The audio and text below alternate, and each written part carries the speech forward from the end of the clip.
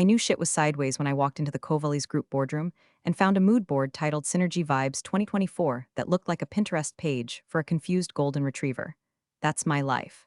I'm the process optimization lead, which is corporate speak for the janitor of executive stupidity. I don't plunge toilets, but I do flush bad ideas before they clog the revenue stream, and let me tell you, the pipes in this place are backed up with pure, unadulterated ego. Hey, before I get into how I accidentally toppled a dynasty with a piece of jewelry, do me a solid, hit subscribe and upvote. It fuels my caffeine addiction and keeps the legal team nervous. 95% of you just listen and run, don't be that guy. Be the guy who leaves a small click tip. All right, back to the carnage. I've been at Kovali's for 5 years. It's one of those legacy firms in Dallas that started with steel and ended up trading data futures, or whatever the hell we actually sell. I don't ask questions about the product. I just make sure the spreadsheets don't lie. I'm the person you call when the numbers don't add up or when the VP of sales tries to expense a team-building trip to a strip club in Vegas as stakeholder engagement. I'm the mechanic. I pop the hood, look at the smoking engine, and tell them they're idiots. They pay me well enough to afford a mortgage and a decent bottle of bourbon, so I stay. But the ecosystem changed 6 months ago. That's when Avery showed up. Avery is the CEO's niece. She's 24, has a degree in communications from a university that probably accepts crayons on the application, and her job title is Strategic Vision Coordinator. Do you know what that means? Neither does she. It means she walks around the office holding an iced latte that costs more than my hourly rate in 1999, making suggestions that usually involve changing the font on a report I spent 3 weeks building. She's a human glitter bomb, shiny, invasive, and impossible to clean up after. I was sitting in my cubicle, which is strategically located behind a structural pillar, so I don't have to make eye contact with the marketing team. Avery clacked in. You can always hear her coming. She wears these heels that sound like a tactical assault on the linoleum. Karen, she chirped. It wasn't a greeting, it was a summons. She leaned against my partition, smelling like expensive vanilla and unearned confidence. Quick question. Why is the Q3 forecast so gray? I slowly rotated my chair. My joints popped. I'm 45 and my patience is older than that. It's a spreadsheet, Avery. It's black and white. That's how numbers work. They aren't mood rings. Right, but it's just not giving success, you know? She took a sip of her latte, leaving a lipstick stain on the straw that matched her nails. I was thinking we could color code the revenue streams. Maybe a sunset gradient? Uncle Phil loves sunsets. Uncle Phil, the CEO. The man who thinks process optimization is a type of yoga. Avery, I said, my voice dropping to that register I use when I'm explaining why you can't put metal in a microwave. If I add a sunset gradient to the financial audit, the IRS isn't going to think it's pretty. They're going to think we're cooking the books on acid. Leave the formatting alone. She rolled her eyes. It was a practiced motion, something she probably perfected in a sorority house mirror while complaining about the quality of the cocaine. God, you're so analog, Karen. You need to vibrate higher. She pushed off my desk, knocking over a stack of invoices I had just reconciled. She didn't apologize. She didn't even look down. She just strutted away, texting someone on a phone that had a case bigger than her head. I looked at the invoices scattered on the floor. This was the routine. I build the house, they spray paint graffiti on the walls and call it renovation. Most people would snap. They'd storm into HR and file a complaint. But I know better. HR in a family-run company is just a suggestion box that feeds directly into the paper shredder. You don't fight the niece, you survive her. You keep your head down, you fix the leaks, and you wait for the rust to eat them alive. I picked up the papers one by one. I'm used to cleaning up. My dad, Alan, was a mechanic for real. Not a corporate one like me, but a grease under the fingernails, pack of reds in the sleeve guy. He taught me that machines don't care who your daddy is. If you don't maintain the pressure, the boiler explodes. It doesn't matter if the CEO is standing next to it or the janitor. Physics is the great equalizer. In Kovali's group, this place was a boiler with the safety valve taped shut. I went back to work. I had a meeting later that afternoon with a prospective client, some billionaire named Dorian Fleet, who was rumored to be buying a 20% stake in the company. The office was buzzing. People were running around like headless chickens trying to look busy. The marketing team was blowing up balloons for a billionaire investor, and the sales guys were practicing their golf swings in the hallway. I just opened Excel. I had data to scrub. Around 2 p.m., I went to the break room to refill my coffee. The coffee at Kovali's is sludge. It tastes like burnt rubber and despair, but it's free and it's hot. I was standing there, staring at the microwave, watching the seconds tick down on someone's reheating fish taco, because there's always one sociopath in every office, when Avery walked in again. She was with 2 of her minions, junior associates she'd poached from actual work to follow her around and laugh at her jokes. She saw me and stopped. A smirk curled up her face, toxic and sweet. Karen, she said, loud enough for the whole room to hear. I was just telling the girls about your vibe. It's so retro, like I gave up on my dreams in 2004 chic. Her minions giggled. I poured my coffee. I didn't turn around. You need something, Avery, or are you just narrating my life for sport? I just think it's cute, she continued, stepping closer. How you just exist here, like furniture. I turned then. My hand was wrapped around my mug. On my ring finger, the fluorescent light caught the dull glint of silver. Avery's eyes dropped to my hand. She squinted. And that ring, she laughed, pointing a perfectly manicured finger. God, Karen, did you get that out of a gumball machine? It looks like something a trucker would trade for a pack of gum. The room went quiet, not the respectful quiet of a library, but the awkward quiet of a car crash. The minions covered their mouths. I looked down at the ring. It was heavy, sterling silver, engraved with a pattern of gears and ivy, worn smooth by 50 years of friction. It wasn't jewelry. It was a knuckle duster disguised as a keepsake.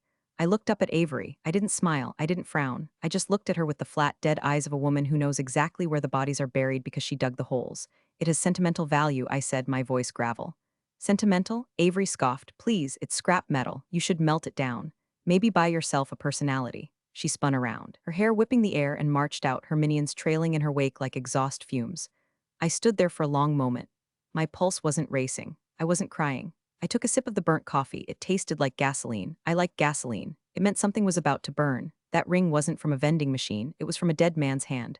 My dad, Alan Harwood, wasn't a soft man. He was made of callus and cough suppressants. He didn't hug, he fixed things. If my bike broke, he didn't buy me a new one. He handed me a wrench and told me to figure out the torque ratio. When he died, he didn't leave a portfolio of stocks or a summer home in the Hamptons. He left a garage full of half-restored engines and this ring. He wore it every day. It was custom-made, he told me once. Forged in the fire just like us, Car Bear. He'd tap it against the table when he was thinking. Clink, clink, clink. Sound of a problem being solved. When the cancer finally ate the last of him, I took it off his finger. It was still warm. I had it resized, but I kept the grit. I didn't polish it. I liked the scratches. Each scratch was a story of him busting his knuckles to put food on my table. Avery calling it scrap metal didn't hurt my feelings. It insulted my religion, and my religion is competence. I went back to my desk and sat in the silence of my rage. It wasn't a hot, screaming rage. It was a cold, calculated assessment of structural weakness. Avery was a rust spot, and you don't paint over rust. You grind it out. The afternoon wore on. The office energy shifted from panic to hysteria. The billionaire was coming, Dorian Fleet. If you don't know the name, Dorian Fleet is the kind of guy who buys companies just to dismantle them for spare parts. He's a venture capitalist vulture, but the classy kind. The kind that wears bespoke suits while he eats your liver. He was looking to acquire a minority stake in Kovali's, which meant an influx of cash that Uncle Phil desperately needed because, rumor had it, he'd bet the Q2 profits on some crypto scam his golf buddy pitched him. At 3 p.m., the summons came. All senior staff to the war room. I'm not technically senior staff in terms of title, but I'm the only one who knows how to project the financial models without crashing the server, so I was required. I grabbed my laptop and my notebook, a battered leather thing, not an iPad, and headed to the conference room. It was a scene. The table was mahogany, polished to a mirror shine that reflected the desperation in everyone's faces. Uncle Phil sat at the head, sweating through his dress shirt. He looked like a ham that had been left out in the sun. Next to him was Avery. She had changed. She was wearing a power suit that looked like it was made out of aluminum foil and hopes. She was manic, arranging a stack of color-coded binders that I knew for a fact contained zero actual data. Karen, Phil barked when I walked in. Did you fix the projector? Avery says the vibes were off in the HDMI cable. The cables don't have vibes, Phil, I said, plugging in. They have pins. I fixed it. Great, great. Now sit in the back. Don't speak unless asked. We need to present a youthful, dynamic front to Mr. Fleet. Energy, synergy, disruption. I sat in the corner in the shadows just the way I like it. I opened my laptop and pulled up the real numbers, just in case the youthful dynamic decided to drive the presentation off a cliff. At 3:15 p.m. precisely, the doors opened. The room temperature seemed to drop 10 degrees. Dorian Fleet walked in. He wasn't what I expected. I expected a tech bro in a hoodie or a dusty old banker. He was neither. He looked like a retired hitman. Tall, sharp features, gray hair cut with military precision. He wore a suit that cost more than my house, but he wore it carelessly like it was just a uniform. He didn't smile. He didn't shake hands. He just walked to the empty chair opposite Phil, sat down, and placed a single, slim folder on the table. His eyes scanned the room. They were predatory. They swept over Phil's sweating face, over the marketing team's balloons, over Avery's shiny binders. Then, for a split second, they landed on me in the corner. He paused. A flicker of something, confusion, recognition, crossed his face. Then it was gone. Mr. Fleet, Phil boomed, his voice cracking. Welcome to Kovali's. We are so thrilled to skip the foreplay, Phil, Dorian said. His voice was quiet, deep, and absolutely terrifying. I have 45 minutes before I have to be in Tokyo via Zoom. Show me why I shouldn't let this company go bankrupt and buy the IP at auction for pennies. Phil turned pale. He looked at Avery. Avery, go, the presentation. Avery stood up. This was her moment. She flashed a smile that was all teeth and whitening strips. Mr. Fleet, she purred, clicking a remote. The screen behind her exploded into a kaleidoscope of meaningless charts. Here at Kovali's, we aren't just a company, we're a family. We believe in organic growth, holistic synergy, and leveraging our core competencies to ideate the future. I physically winced. Ideate the future. It sounded like something a cult leader would say before passing out the Kool-Aid. Dorian didn't blink. He stared at her. Avery, I'm the strategic vision coordinator. Right, Dorian said dryly. And what exactly is your strategy for the 14% drop in operational efficiency over the last 3 quarters?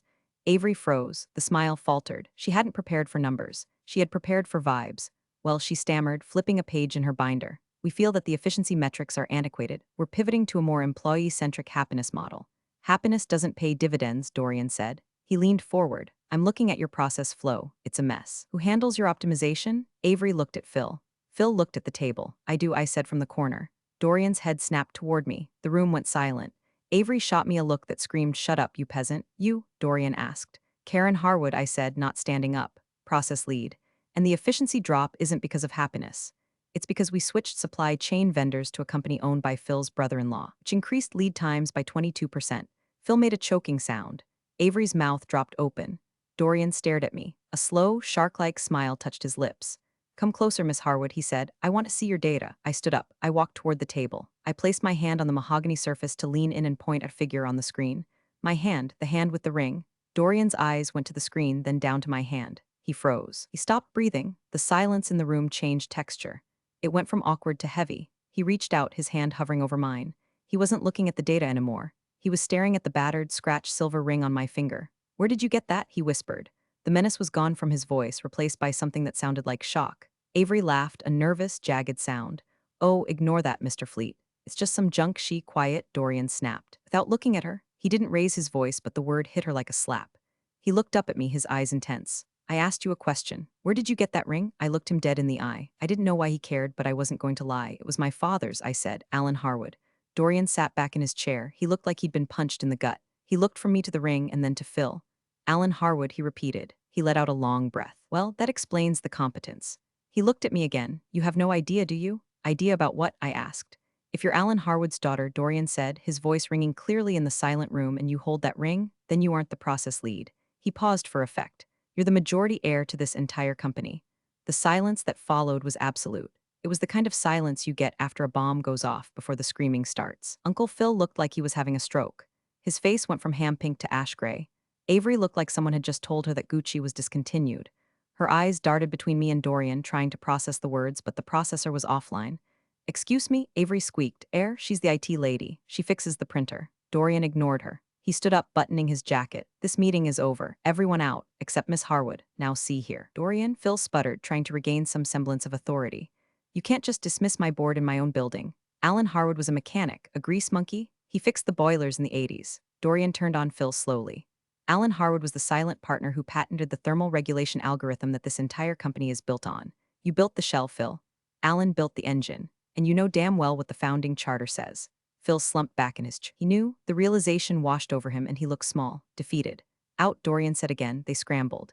Avery shot me a look of pure distilled venom as she grabbed her binders, but she left. The door clicked shut. It was just me and the billionaire. I didn't sit down. I crossed my arms. All right, I said. Cut the crap. What is this, a prank? Am I on a reality show? Dorian walked over to the window, looking out at the Dallas skyline. He pulled a silver cigarette case from his pocket.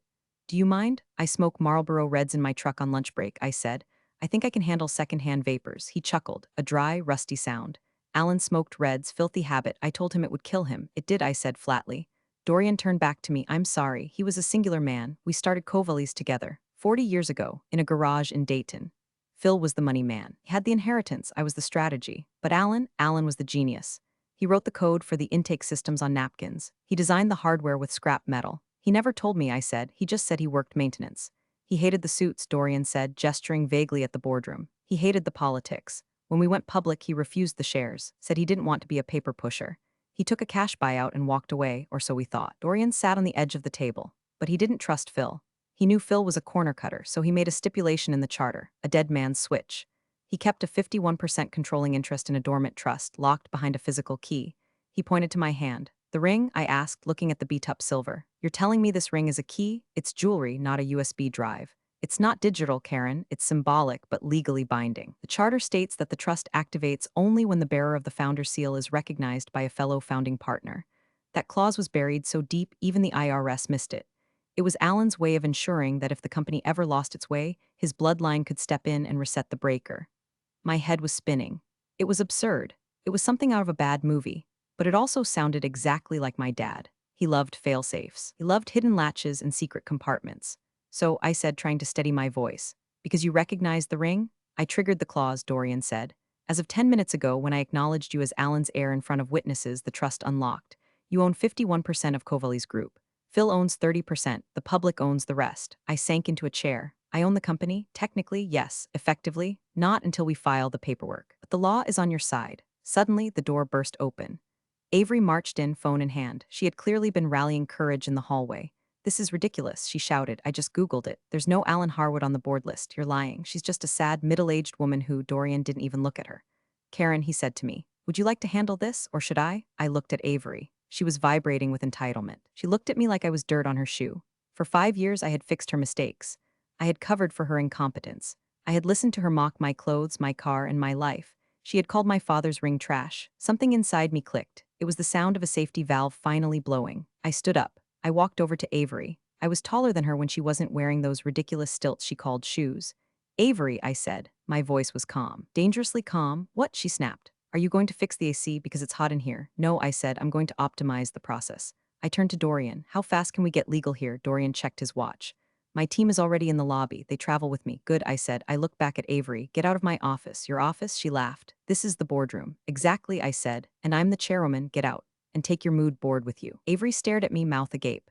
She looked to Dorian for help, but he was just smiling that shark smile. "You heard the lady," Dorian said.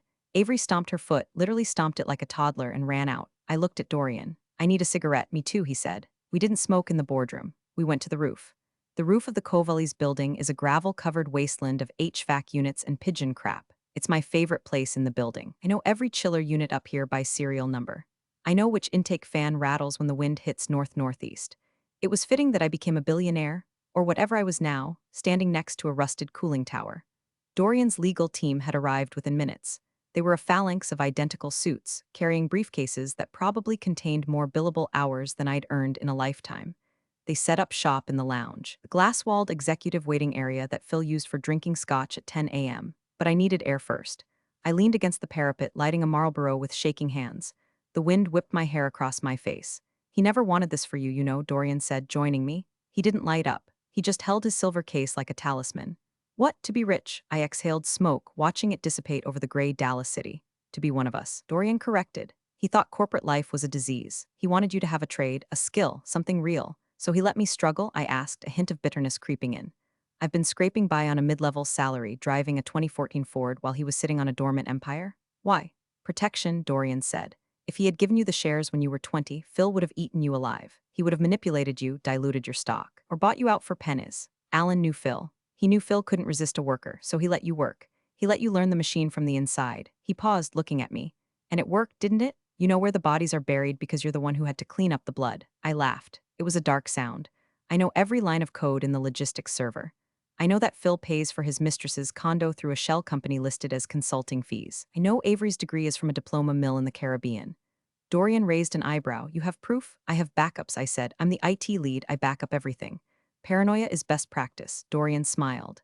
"Alan raised you well." We went back inside. The legal team was ready. They had spread the documents out on the glass table. It was surreal. There, on yellowed legal paper dated 1984, was my father's signature. It was jagged, rushed, like he just wanted to sign and get back to the garage. "The Harwood Trust, effective upon identification of the heir by a founding member. 51% controlling interest, it's ironclad," the lead lawyer said. He looked at me with a mixture of fear and respect.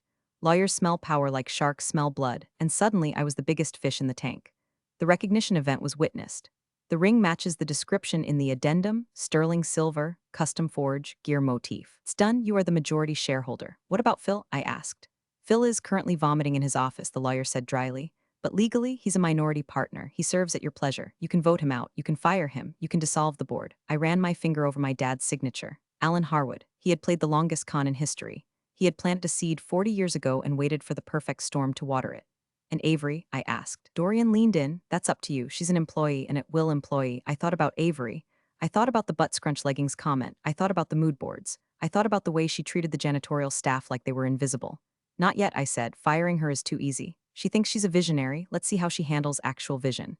What's the play? Dorian asked. I looked at the lawyer. Draft a memo. Effective immediately. The Office of Process Optimization is assuming direct control of all executive operations. All departmental spend over $50 requires my signature. All strategic initiatives must be vetted by me. The lawyer blinked. You're putting the CEO on an allowance? I'm putting the whole company on a performance improvement plan, I said. If they want to act like children, I'm going to treat them like children. No more mood boards, no more retreats. We're going to audit the hell out of this place. Dorian chuckled. You're going to make them miserable. No, I said, standing up and smoothing my skirt. I'm going to make them work, and to people like Avery, that's a fate worse than death. I walked out of the lounge. The hallway was quiet. People were peeking out of their cubicles. Word had spread. The rumor mill moves faster than fiber optics. I walked past the break room. The microwave was still beeping. I walked to my desk. My crappy cubicle behind the pillar. I didn't pack up. I sat down. I had work to do. By the next morning, the atmosphere in the office had shifted from panic to haunted house. I walked in at 8 a.m. sharp. Usually nobody acknowledges me until something breaks. Today, the security guard at the front desk stood up and tipped his hat. Morning, Miss Harwood. Morning, Dave, I said. Your badge reader is lagging again. I'll reset the controller later. You look terrified. You don't have to do that, ma'am. I can call maintenance. I am maintenance, Dave, I said, walking through the turnstile. When I got to my floor, it was eerily quiet. My cubicle had been altered. Someone had placed a vase of flowers on my desk. Cheap carnations, probably from the gas station. There was a card, so happy for you. The Sunshine Committee.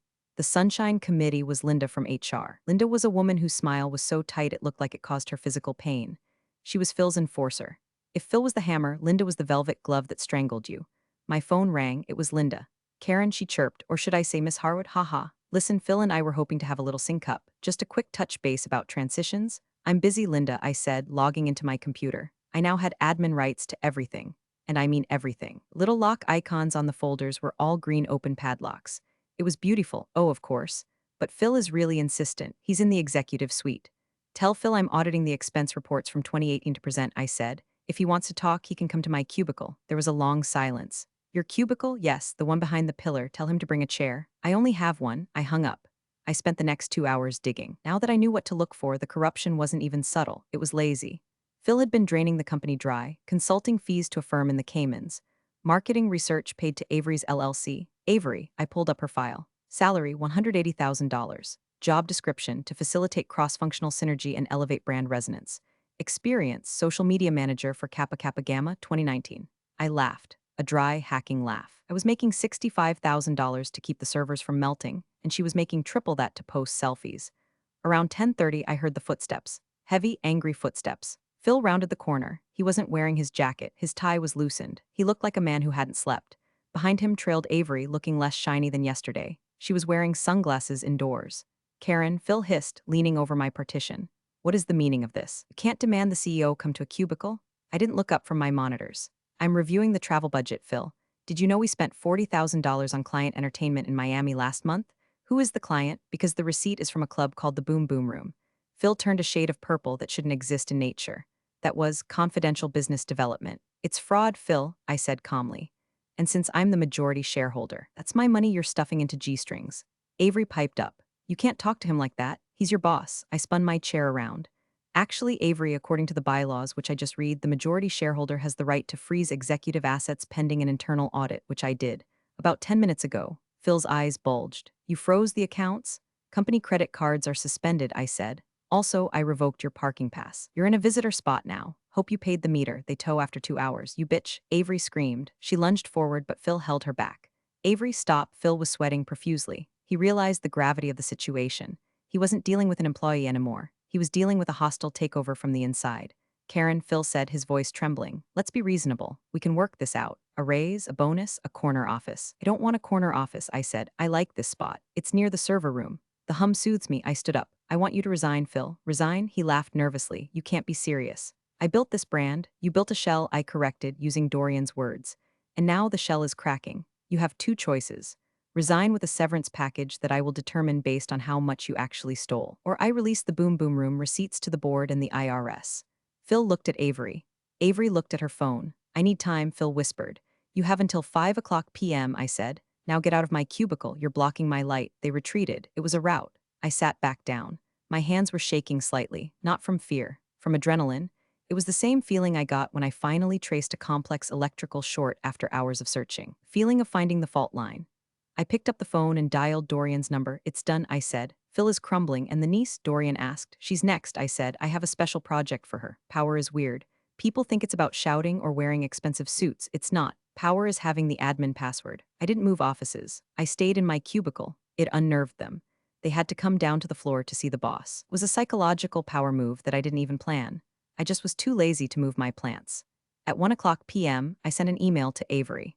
Subject, Strategic Realignment Special Project 2, Avery Mills at Kovali's Group Com from Karen Harwood at Kovali's Group Com. Avery, since you are the Strategic Vision Coordinator, I have a task that requires your unique skill set.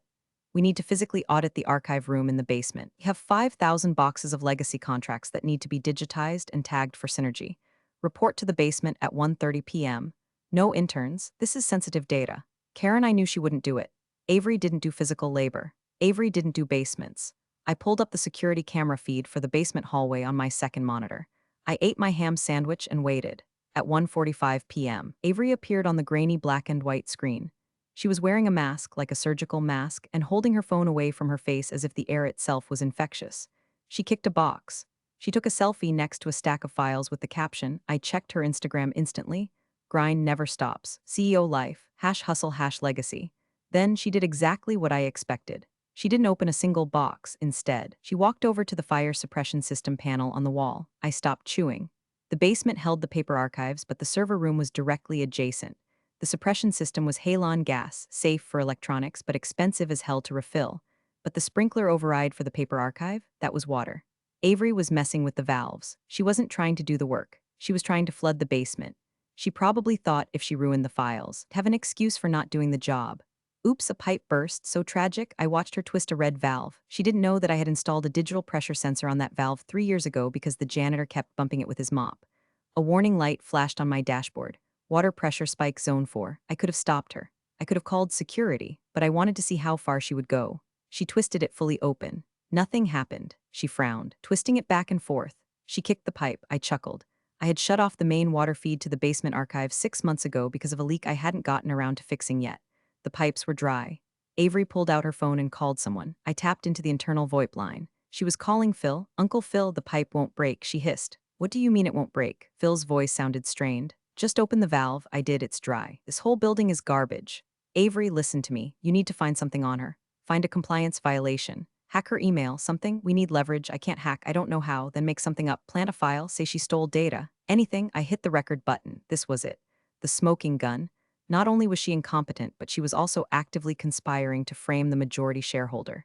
It was stupid. It was desperate. It was beautiful. I picked up my desk phone and dialed the basement intercom.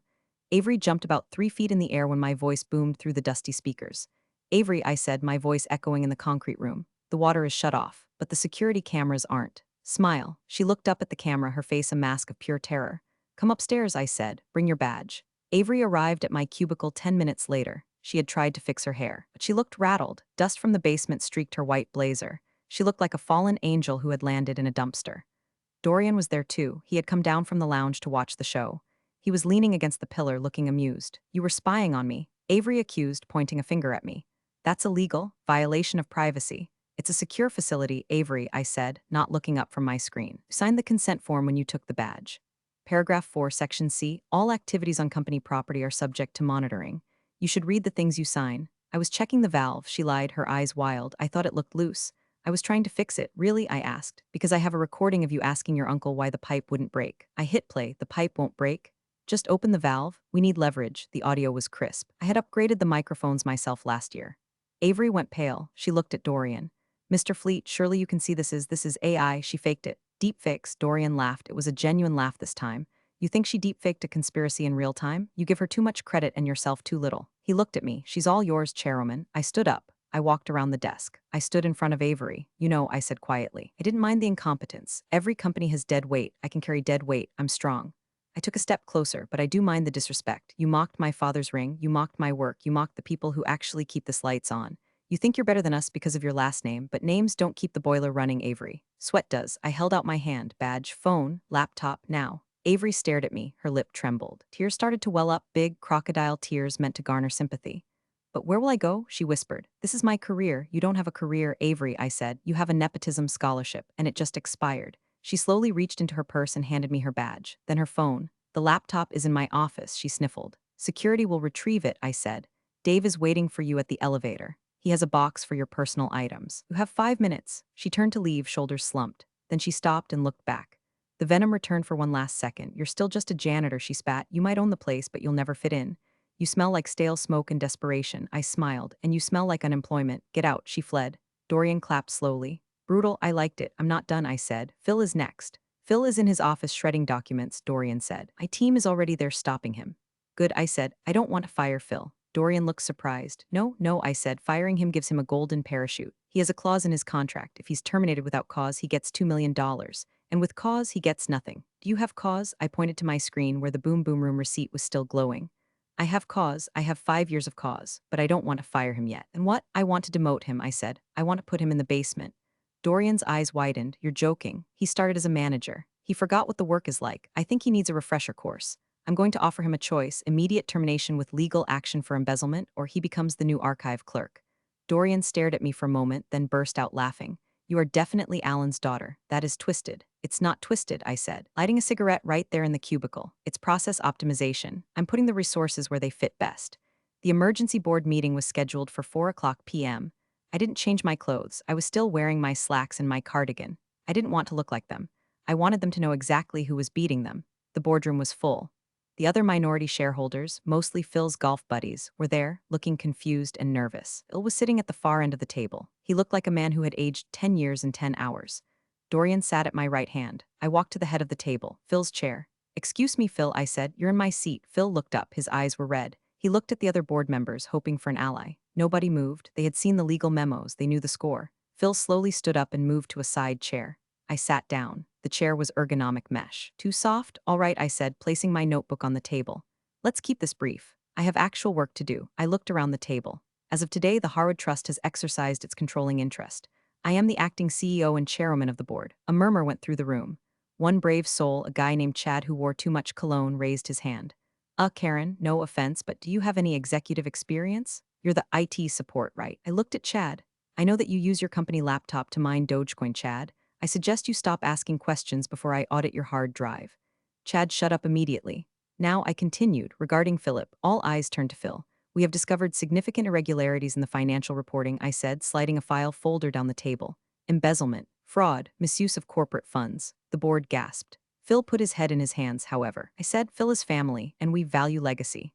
I looked at Phil. I am offering you a settlement, Phil. You will repay the stolen funds, will garnish your wages, and you will remain employed at Kovali's group.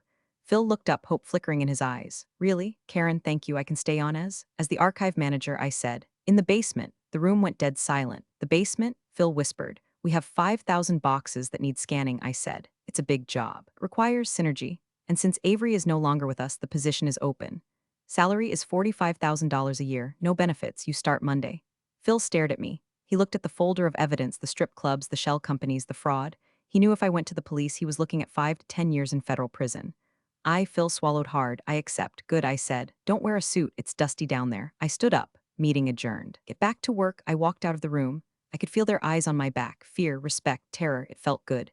Dorian walked with me to the elevator. You're terrifying, he said. I'm efficient, I corrected. So what now? You going to buy a yacht, a penthouse? I looked at the elevator buttons. No, I'm going to buy a new AC system for this building. The current one is garbage. Dorian smiled. You know, Alan would have loved this. He would have laughed his ass off. Looked down at the ring. Yeah, he would have. A week later, Dorian insisted on taking me to dinner, not a business dinner, but a victory lap. We went to the most expensive steakhouse in the city, the kind of place where the waiters wear tuxedos and judge your shoes. I wore my work clothes. I didn't care. I owned the company that probably owned the building. We were halfway through our ribeyes when I saw her. Avery, she wasn't eating. She was working. She was the hostess. Apparently, social media skills didn't transfer well to the job market, and her uncle couldn't bail her out anymore because he was currently sorting invoices in a windowless basement. She saw me. She froze. She was holding a stack of menus. I waved, a small, polite wave. She turned red, pivoted, and fled into the kitchen. Was that the niece? Dorian asked, sipping his wine. That was the glitch, I said. Glitch resolved. I took a drink of my bourbon. It was smooth. expensive. But honestly, I missed the burn of the cheap stuff. So Dorian said, "You fixed the company, you purged the rot, you have the power. Are you happy?" I thought about it. Was I happy? I was tired. I had spent the last week firing useless VPs and renegotiating vendor contracts. My back hurt from sitting in the ergonomic chair. But the hum of the office was different now. It wasn't the frantic buzz of anxiety. It was the steady thrum of an engine running clean. Engineers were talking to the sales team. The money was going into R&D, not mood boards. "I'm satisfied," I said. "The system is optimized." Dorian raised his glass to Alan, the mechanic who bought the world. I raised my glass to the ring, the key that started the engine. We drank. Later that night, I drove home in my 2014 Ford. I didn't upgrade my car. I liked knowing the quirks of the transmission. I pulled into my driveway and sat there for a minute, the engine ticking as it cooled. I looked at my hand. The ring caught the light of the street lamp. It was still scratched, still battered, still looked like something from a vending machine, but it was heavy. I took a drag of my cigarette and blew the smoke out the window. Turns out you can't polish a turd, but you can definitely flush it. And if you have the right wrench, you can rebuild the whole damn bathroom while you're at it. I flicked the butt into the darkness. Back to work tomorrow. Phil probably jammed the scanner again. You're the real MVPs of the office jungle. Thanks for watching. Smash that subscribe button, or the coffee pot might just forget your next brew.